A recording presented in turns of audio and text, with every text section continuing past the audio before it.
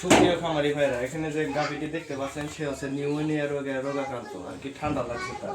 সে কাশি দিতে থাকে এবং তার নাকে দেখতে পাচ্ছেন পানি বের হচ্ছে। মূলত নিউমোনিয়া রোগটা আপনারা নর্মাল মনে করলেও এটা একটা জটিল রোগ। লং টাইম যদি অপেক্ষা করেন দেখা যায় যে এটা একটা বড় ধরনের সমস্যার দিকে চলে যায়। সুতরাং যখন আপনার বাসা বাড়ির খামারে এরকম গরু ছাগলের যাই হোক লালন পালন করেন না কেন, যখন ঠান্ডা লাগবে অবশ্যই আপনারা সঠিক চিকিৎসায় যাবেন এবং সঠিক পরামর্শ নিয়ে লালন পালন করবেন। এটা চিকিৎসা করে দেখতে পারেন।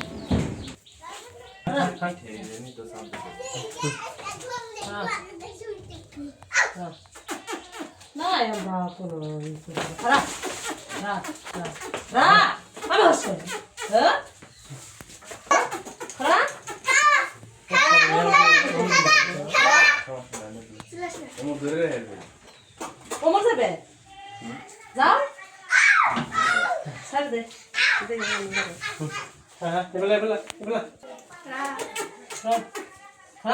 আমি খসকে তোমার ভালো চালা